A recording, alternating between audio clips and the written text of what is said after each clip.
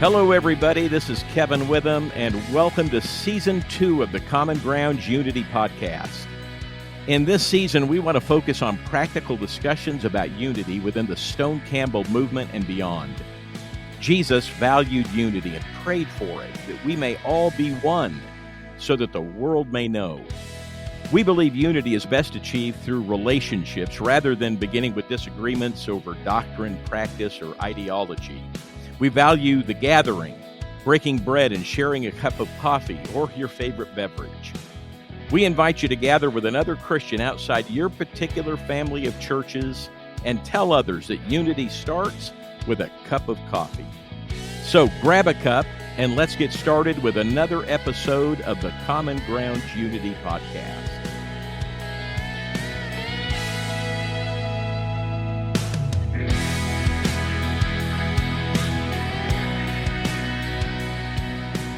Welcome back to the Common Ground Unity Podcast, where our purpose is to have dialogue and discussions with people across the streams of the Stone Campbell movement and beyond. We're seeking in part to be an answer to Jesus' prayer for unity in John 17. We're currently in a series focused on spiritual formation and its relationship to unity. And last week, we started this conversation with Dr. Tim Robinson and Dr. Casey Tygrett. And as we looked at where we wanted to go with the conversation, we're going to kind of veer off a little bit because last week opened up a lot of interesting dimensions to spiritual formation that we just want to follow. I think it demonstrates how broad and how deep and how attentive that we should be to this conversation and let it move how the Spirit directs. So we are happy to have Tim and Casey back with us. If you want to know all about their amazing qualifications and the reason why we invited them, you can listen to last week's podcast. And I gave a humongous bio for each of them. And I'm excited for you all to get to know them through these discussions. So let's just start this conversation with what do you all think the challenges are of making room for God in our present culture? I like to start out with easy questions, fellas. It's just it's consistent. You're so consistent, Tina. I think the starting point for me is I think we have to begin thinking about making room for God in culture, not as a war. Too often we see it as a battle. There is a need to overcome and impress and press down in order to make room for God in culture. And I know there are different views on God's presence in culture, but I also know there's this sense that God is in and through all things. And so the idea of a war, of fighting, I don't think it's nearly as compelling as God inviting us to find him in the midst of the things that are going on. And so that, for me, that's where it starts, is I'm not trying to import something that isn't already there. My family and I, we were in Maine over the Memorial Day holiday, and we were able to go to Acadia National Forest, and we were on Cadillac Mountain, the highest point on the eastern seaboard. And there's just this, it's just a place. It's older than us, and it's rock and it's trees and it's water, but there's this sense that God meets us in these places where all I did was get on a plane and take a rental car and showed up. But there's something about that place that God was there before me and already there. Now, I get that culture is a different thing. Culture is something that is either rises naturally from us just being in a place at the same time, or it's something we create in order to make sense, or something we create in order to make sense of the world. So finding space in culture, I think, is really about having the conversations and being able to pay attention long enough to discover where God is already present. And that's why I think, if we go back to the formation conversation, silence is such a powerful thing, because it enables us to pay attention and not just hear but listen, and really really notice where God is active already in the midst.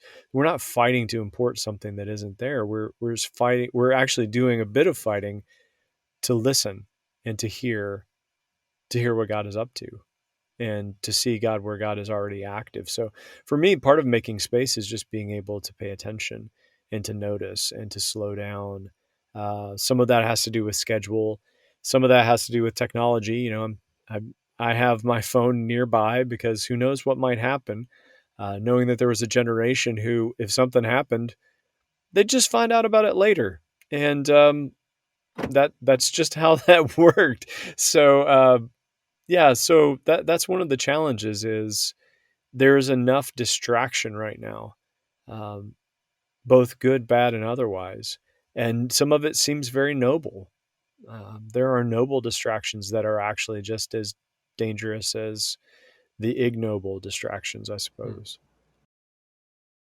Um, I think that Thomas Merton's analysis of Western culture in the 1950s and 1960s is as applicable today as it was in his day, in which he identified the greed and materialism, the violence, the nationalism, especially of the West, that had infused itself into Christian identity, was a key barrier to accessing what he called the true self, the self that is rooted, founded, originated in Christ, that dwells in God and God in it at the deepest dimension of the self. And that these realities or these forces have built up these layers of facade that he called the false self. And if you're asking about what prevents us from noticing where God is and what God is up to today, I think it's sort of at least in North America and in the Western Christian world, this conflation of nationalism and individualism, violence and materialism, and the pursuit of wealth and the commodification of the self. That's one of the most monstrous ideologies to me that exists today. Is the way that we teach people, young people especially, that they are commodities, that they need to brand themselves and present themselves to the world for consumption. I think these are significant barriers to noticing where God is at work in the world today. The confusion in our political discourse over the conflation in our political discourse of God's will, of Christian faith, with a host of violent and materialistic and consumeristic initiatives. So those, to me, are alive today as much as they were in Merton's day, if not more so. Casey, you mentioned something about silence and trying to listen. How does silence and solitude, simplicity, to speak to kind of what you were just saying, Tim, how do those things factor into this discussion? I think they become the starting point for the posture we take towards the world that we're in. And what I mean by that is we approach, just as Tim said, we approach life with this operating system that's running in the background. If our students have been told that they're commodities to be presented and consumed, that's how they approach everything. So, and I just want to connect to that for a second. Like, there shouldn't be a whole lot of shock around why our relational landscape is so damaged when the choice is really either between a commodified person seeking a relationship with another commodified person, or all of us living on posts, likes, and retweets. That posture just doesn't have a whole lot of substance to it. But with things like silence and solitude, and some of the other spiritual disciplines, fasting as well, it removes from us this driving anxiety to take, achieve, conquer, consume, because it puts us in a place where we don't need those things. To take extended periods of silence means you have to become comfortable with the voices from within. And some of them are the spirit reminding us of who we are. Some of them are the inner critic saying, but that's not true. We're back at the tree in the garden. Did he really say that? God didn't really say that you were created in his image, did he? Of course not. So it puts us in that spot where we have to filter between those. And for us, I think the noise or the sound that we surround ourselves with it's kind of our way of managing our world. So being well spoken is a way of sometimes managing people's impressions of us. So silence takes away our ability to manage other people's perceptions, and it just tears stuff away, and it's just us at our raw and simplest. Solitude does the same thing. And I love, Henry Nouwen has a great distinction between solitude and loneliness. Solitude is setting ourselves apart for the purpose of learning to live without the accolades and presence of others. Loneliness is this forced state of being away from other people, and it's to an unhealthy extent. And so I think there's something about solitude where we can disconnect from others, step away, and just reconnect with God, where that gives us the ability to surrender some of the things, some of the metrics that other people say are successful. And I think this is the great lesson we learn from all of one of my mentors, J.K. Jones, calls them the old dead guys. And dead guys and gals, I should say. This is what we learned from the Desert Fathers and Mothers, is that they were the ones who pulled away from all the noise and the sound and the accolades and the communities, formed their own community. But they were also the ones that, because of that, they were able to most succinctly and most wisely address the social injustices that were happening. Because since they were able to pull themselves out of it, they were able to see things very clearly. And any of the any figure that has done spiritually centered justice work has been a person who understands what it's like to be in silence and solitude in one way or another. They've discovered the value of stepping away from the noise and the activity and the flurry, and really do what Jesus did in Luke 5, where in the midst of a giant crowd of people who all needed healing, he stepped away to a quiet place and prayed. There was this need to step out of it in order to recover and recalibrate and see things clearly. And so that's one of the things that I think helps us to re-enter culture, re-enter our families, our work, re-enter our work with our own addictions, re-enter the church. I think churches need people who are stepping into silence and solitude on a regular basis, who will be able to come back and say, here's some of the things we need to think about. Eldership and leadership teams who don't have a practiced rhythm of silence and solitude, I don't know how you make decisions that are healthy and wise without something like that on your calendar on a regularly occurring basis. Yeah, I agree with well said, Casey. I agree with all of that. The only thing I would add, a couple of points, building on our conversation in the last question mode, is that silence and solitude is not productive. So it does resist.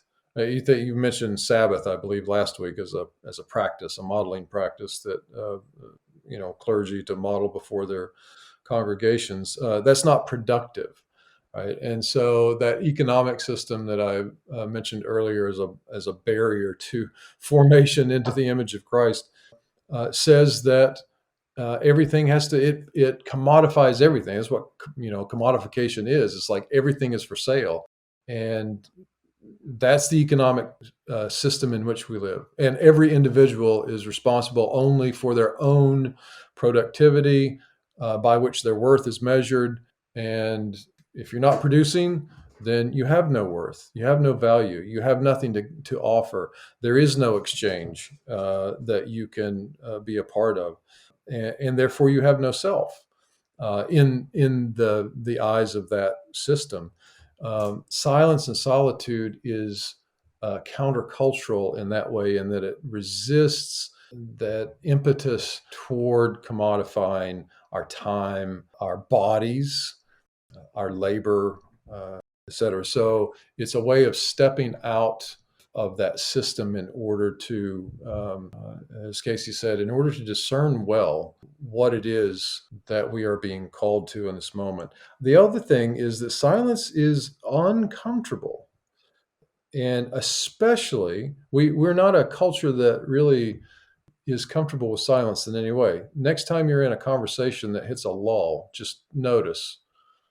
Try to notice how long it goes before somebody, says something, just says something to move the conversation along, to get it moving, to get it going, or even in a classroom when a question is asked and there's no answer within a few seconds, where the the silence is nervous. The teacher wants to, to fill in the blanks, to move it along. So it's uncomfortable, but it also creates space for a lot of uncomfortable noticings about self, about how self participates in the systems of violence, oppression, greed, materialism, etc.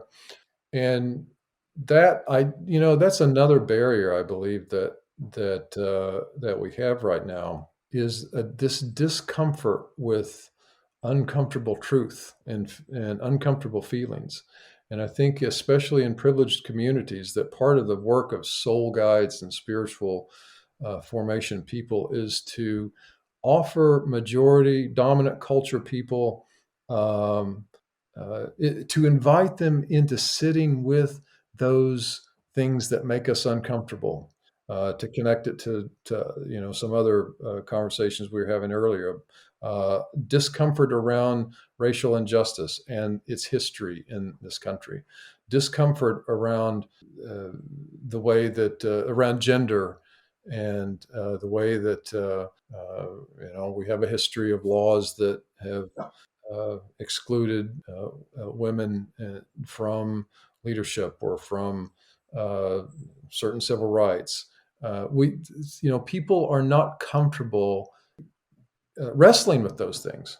And so we push them away, and that's showing up all over the place now. And so, being able to sit with those things and begin to discern them. That's I mentioned Ignatian discernment in the last podcast.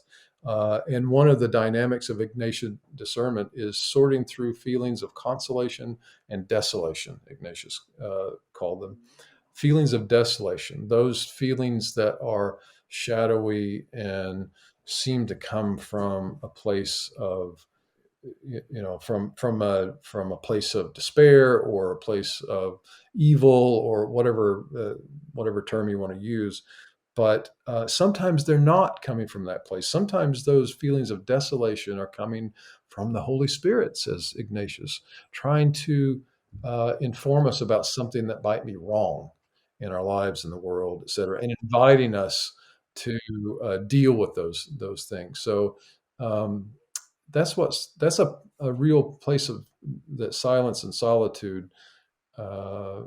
Although it can be uncomfortable, it's a really important place to go in this time. Yeah, you both touched on like when we experience silence and solitude, and how then in examples you both gave on how that helps us engage the world around us. So I'm just going to let this last question kind of take up the rest of our time and just delve into this a little bit.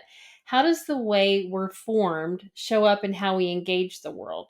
Like, where is that intersection of the work that we do internally and how it is expressed in love of God and love of neighbor? What would you guys say to that? Well, I like to go back to the word disciplines. And specifically, Dallas Willard, the way he frames disciplines are as a method of training. And so the time that we spend in silence and solitude, with this time that we spend worshiping with other people, all of the practices that we do are really training us. Scripture trains the way that we think and see the world.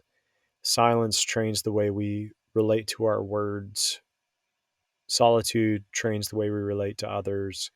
Fasting trains the way we relate to consumption. Service trains us in the way that we relate to our own energy and our own time. But what that implies is that training over time changes you. Training for an athlete makes them ready for the sport that they play. I ran a marathon in 2010. I don't recommend it, and I'm not going to do it again. But I did it the one time, and so that counts. But I just remember looking up a training plan, and they were like these little tiny 3-mile runs. And I'm like, it's 26.2 miles. Why am I doing these tiny little? And it was all about building up to that place. And so our training shows up in the way that we more or less naturally respond to the world around us.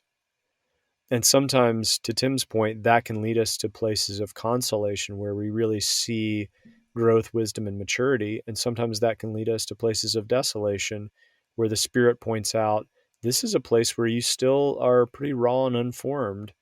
And that's a place that we're going to continue to work and grow. And so where that comes out is in our more or less natural responses. So, I've talked with people who deal with anger, and I've asked them how they've dealt with it. And they said, well, I try really hard not to be angry. And I said, how did that work out for you? And they said, well, it ticked me off, So I'm like, okay, so you're in the loop now. You try not to be angry, you get angry, and that makes you angry, and you just stay in there. But it's not about trying harder when the emotion comes up. It's about learning, how do you live without anger? How do you understand where anger comes from? It typically comes from the thwarting of your will. So how do we learn to live without having to get our way all the time? Well, fasting's a good way of doing that. Sabbath is a good way of doing that. Silence and solitude are non-productive. So those are good ways to train ourselves to learn that, so that when that moment comes up where we normally get angry, we find that it's just not there. And so where these things show up is in the everyday interactions that we have, and especially in the ones when we're kind of on autopilot. When we respond with words that we didn't expect to. I find that if I've spent extensive time in silence and solitude, I'm a lot slower to reply to people in one-on-one conversation. Part of that spiritual director thing too, but I tend to try and give it a beat before somebody asks a deep and good question, and they've put themselves out in that vulnerable space, and I want to not reward them, but I want to return in kind and say, oh gosh, that's such a good question. I don't want to just pound out an answer for you. But when I've been in silence and solitude as a practice, I find that I'm not inclined to respond immediately. Like, I'm okay with that. Let's just let this silence sit here for a minute. Now, the funny thing is I do a lot of spiritual direction on Zoom, so I can't do too much of that because people think your internet connection dropped. So you kind of have to nod and like move your head so they know that you're still there. But yeah, that's where it shows up. It shows up in the very simple, very automatic ways that we interact in our everyday life. And that to me is that's where formation really shows up, is people notice that. The good news is no longer about where you may or may not go when you die. The good news then becomes about, gosh, I could be the kind of person who doesn't respond in anger to something that I normally responded in anger to. What would that be like? That becomes a very beautiful picture. That becomes very good news. And you don't even have to preach that. You just live that, and people will take an interest and want to follow in that way.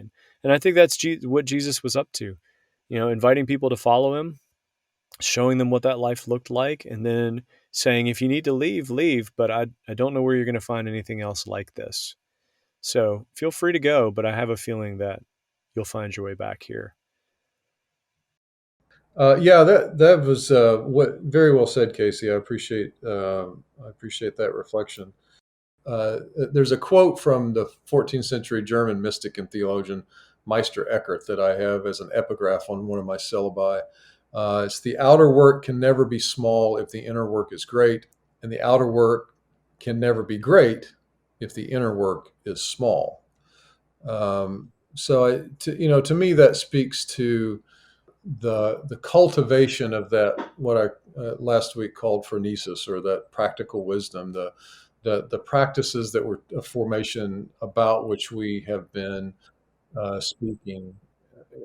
Classic spiritual disciplines like contemplative prayer, or corporate worship, spiritual direction, or whether they're more quotidian and everyday kinds of things, the kinds of things that we do um, to nurture our own spirits in sort of the individuality and particularity of our own lives, is that they show up as they form this reflexive self, this self that is able to enter into, in many of the ways that Casey just really described in a very lovely way, show up in a kind of reflexive engagement with other persons, uh, in discernment about what's going on in the world, in our communities, in our politics, in the suffering of others. And so, yeah, that's where it shows up. The whole history of Christian spirituality, especially the mystical traditions, um, and the mystics became very popular again, 20, 30 years ago, um, among people who were seeking an experience. Well, uh, one of the things that we learned from people like the Desert Fathers who and mothers that Casey has mentioned, and the Meister Eckharts and the Julian of Norwiches of our history, is that the experience was never the point. Like these ecstatic experiences were at the point, that if they were the result of a gifting, perhaps, of the Spirit, if you had been diligent in your practice. Sometimes, if you hadn't been diligent in your practice, they were a gift, but they always issued in the genuineness of the experience was always judged by or evaluated by the transformation that it affected in the person. So if a mystical encounter, or if the contemplative life was to be um, judged as genuine, then it would show up in the life of the person as they engage the world. I think of some of the great early theologians like Saint Augustine or Gregory the Great, who longed for nothing but the contemplative life. They thought that was the superior form of life. They wanted to withdraw into study and to prayer, but they were bishops, they were popes, they were called into leadership. They knew that their responsibility was to steward communities, to engage those who were suffering, to assuage that suffering, to respond to that suffering and oppression in some way. And that was what they were called into, out of that life of contemplation. That was what the life of contemplation formed in them, was this kind of capacity to notice and to respond to human need. And that is where the practices show up, is as they propel us into engagement with the world.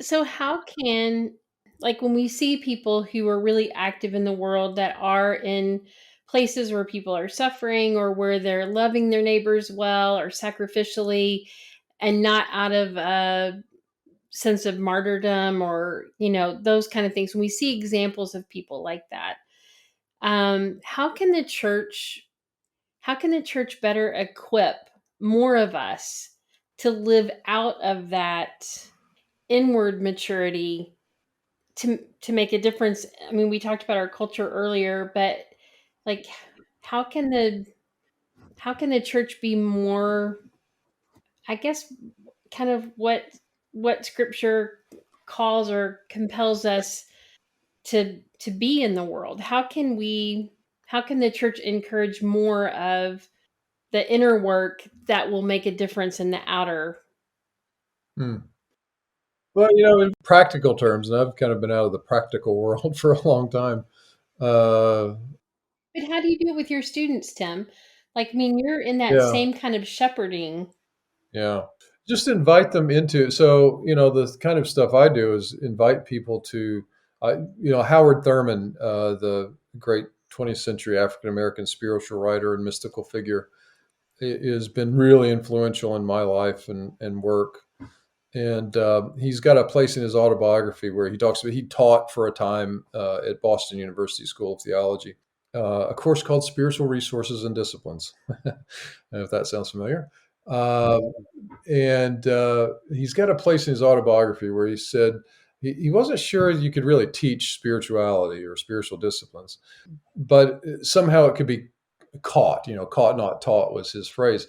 But he has this place where he says that he understood his role as to orienting persons who were, going into ministries of leadership, orienting them toward their own inner lives. So from my perspective as a theological educator, my contribution toward the question you're asking, my contribution is to invite those who are preparing for ministries of leadership and faith communities to orient themselves toward their own inner lives.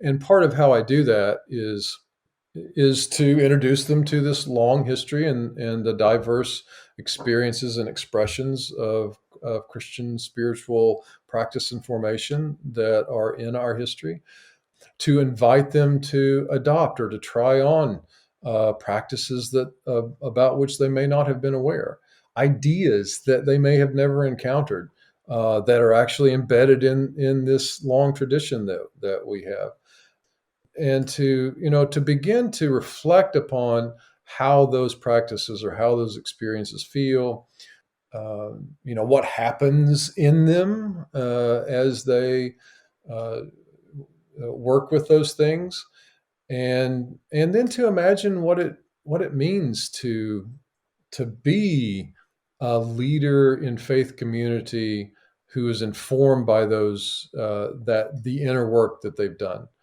And part of that inner work includes wrestling with their demons, with their shadows, with those feelings of desolation that I noted earlier, and discerning where those are coming from and what they're trying to tell us.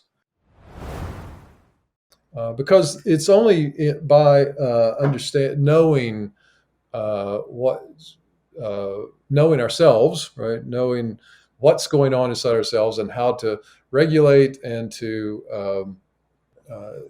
harness the movements of the interior self, that we have any capacity to engage the world generatively, and to do what you're asking, Tina, which is to create spaces, experiences, opportunities for people in faith communities to do this kind of work on their own. You can't lead somebody where you've not been, or at least read the map, about how to get there. So Casey, what do you think? Yeah, I would echo. I mean, Tim put that so eloquently. I have a wish list of things that I think of for churches, especially. Um, I do think the one thing for leaders, for point leaders, senior pastors, teaching pastors, lead pastors, just orient your day around the engagement with and enjoyment of God. I think that is such a primary point, because to Tim's point, you can't take people, and even if you try to, there will be a point at which it's no longer your lived experience, and then it becomes very transparent and people can see through it that there isn't that kind of energy. I think for boards or eldership, um, asking your staff, the people under your care, the question, how is your soul, on a regular basis, celebrating when they take vacation time, or when they take a time away in silence and solitude, making that something that you celebrate. I find that church cultures, if you celebrate something, it suddenly becomes very important.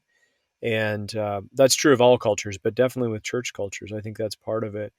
Um, and then honestly, so much of it is really about considering how we picture God and how we envision God. And if God is a God of justice, then there's the justice work we do within us that's really important, dealing with our demons and dealing with the shadow side.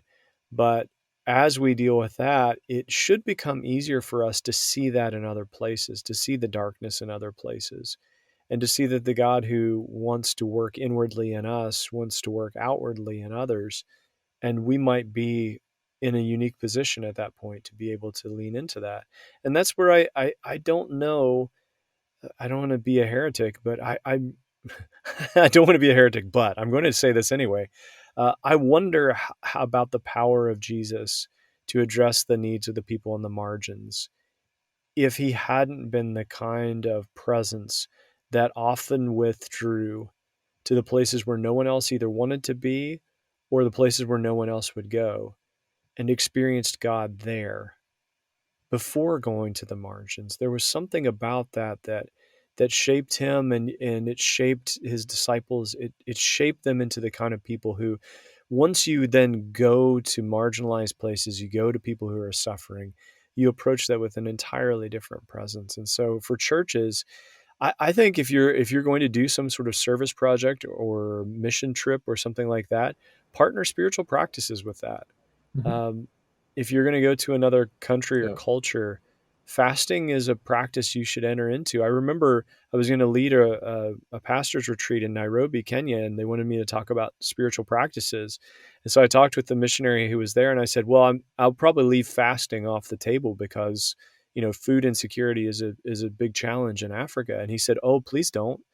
He said, "Please talk about fasting." He said, "It is such a problem because it's imbalanced. It's a works-based kind of thing where people who are already food insecure are now trying to fast to show God how Mhm. faithful they are." Entering into another place with people who are suffering, spiritual practices should be part of our way of preparing for that, as much as studying up and getting shots and planning as a team. Spiritual practices should be a key part of that because they prepare us to be the kind of people who know what to do more or less automatically when we encounter people who are suffering. I really like how this conversation has shifted, or it has highlighted what we value and maybe what we undervalue. And so I really appreciate how thoughtful this time has been, and I would love to like do more with you guys where we just talk about like the practical things that can move us as individuals and as a community to engage the world in a more powerful way. Thank you so much for the work that you do and equipping, empowering, whether it's at the academic level and at the church setting. I feel super hopeful after this conversation, seeing how qualified and how available there are people like you all that are doing this work and helping us find our way as we go forward. So I hope our listeners have enjoyed this as much as I have. And I know that Kevin's going to be listening to this and wishing he had been able to be part of the conversation. Um, I also appreciate that Tim and Casey come from very different parts of our movement, and yet the conversation has been so rich. And so that's one of the goals of Common Grounds Unity is to try to just come together in conversation so that we can learn from one another, that we can build unity through friendship and relationships. And the phrase for Common Grounds Unity is unity starts with a cup of coffee. And so I'm going to lighten up our conversation as we go out and ask you guys if we were to be having this conversation at around a table and you all were gonna order some coffee, how would you drink your coffee? Hmm. Or do you not drink coffee because it doesn't really taste good, it only smells good? That's my theory. I will complicate this tremendously. So if it's first thing in the morning, I would love a good Ethiopian ground pour over, straight black. But if I've already had my coffee at home, I would probably go with a chai latte with almond milk. So I'm giving you two because, you just don't know what time we're going to meet. We got to work out the details, all that stuff. So Just pour me a cup of Pete's dark roast, French roast, touch of cream, half and half in it, and stronger the better. All right. Well, you caffeinated Love it. folks, I will be toasting you with my Coke Zero, and and I really am excited for this conversation, for our listeners to be able to continue this journey with us on spiritual formation. So join us on our next episode, and we will see you there. Thanks so much. Thank you for listening to the Common Grounds Unity podcast. Please check out commongroundsunity.org to learn more about who we are. You can subscribe to the essays, join our Facebook group, or find our YouTube channel. And please check out the Gatherings page where you can connect with other unity-minded Christians in your area. If you can't find a gathering in your area, we can help you start one. It's not difficult or time-consuming, and we'll help you out along the way. It really does simply start with a cup of coffee. If you want to volunteer or ask questions, please email john@commongroundsunity.org. And lastly, we need your help by donating to this ministry of reconciliation. Your donation is tax deductible. Links for donating are in the show notes or on our website. Until next time, God bless, and remember, unity starts with a cup of coffee.